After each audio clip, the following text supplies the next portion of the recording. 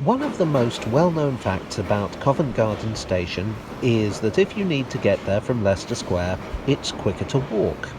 Why is that? Well, two reasons. The first is that Covent Garden is only 300 yards down the line from Leicester Square, the shortest distance between any two stations on the network. The second is that Covent Garden is kind of a pain to use. It's a very old station and so has lifts instead of escalators. It's a very busy station too, and you can be waiting a long time for a lift if you're not brave enough to take the stairs. How did this mess arise? Covent Garden was built by the Great Northern Piccadilly and Brompton Railway, predecessor of the Piccadilly line. The line opened on the 15th of December 1906, and at the time it was the longest underground line, even though it was a fraction of its current length. It was part of the Underground Electric Railways of London, the empire of the shady tycoon Charles Yerkes. Yerkes had died in 1905, revealing that the empire he had built was not as financially sound as it appeared. There was therefore something of a rush to get the new line open in time for the lucrative Christmas trade, which back then was strictly a December thing. Covent Garden, though, wouldn't open until April 1907.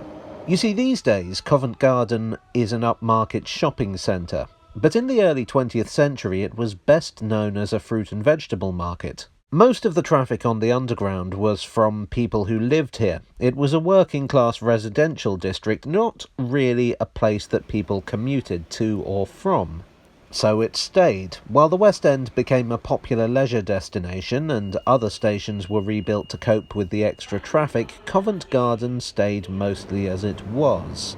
As a result, it retains a lot of original features, such as this original Underground Electric Railways roundel, one of the only surviving ones still in situ. While we're on the subject of original features, the lettering identifying Covent Garden Station is made up of serif letters on a white background. This, I am informed, was only used on a handful of stations during a very brief period. This underground branding appeared in 1908. Another additional feature dating from the station's early days is the ghost of the actor William Terrace, sighted on the platforms. Terrace died in 1897, so I guess he booked his ticket in advance.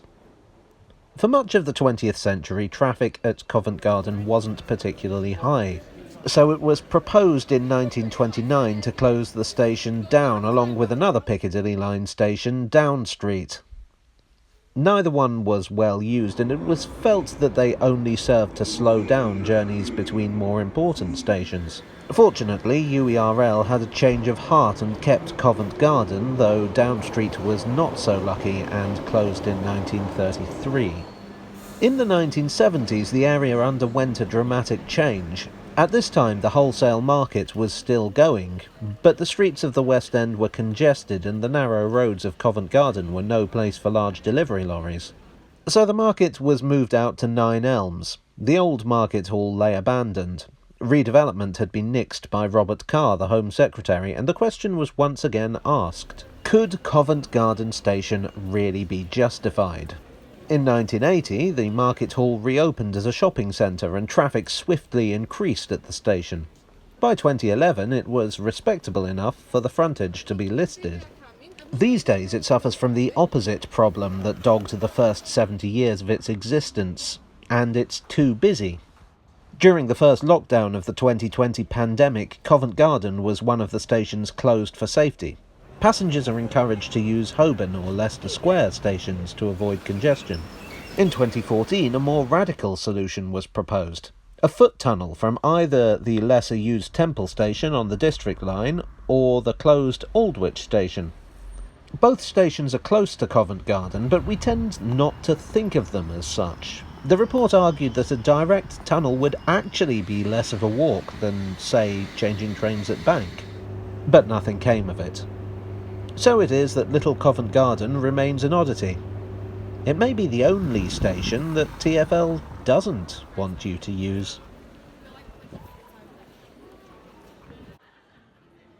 Hello all, I hope you enjoyed this conventional tale from the tube in which I talked about Covent Garden for ages without once mentioning that the London Transport Museum is also here. If you did enjoy it, then don't forget to leave a like and subscribe and hit the bell icon for more. And I'll see you again very soon for another tale from the tube.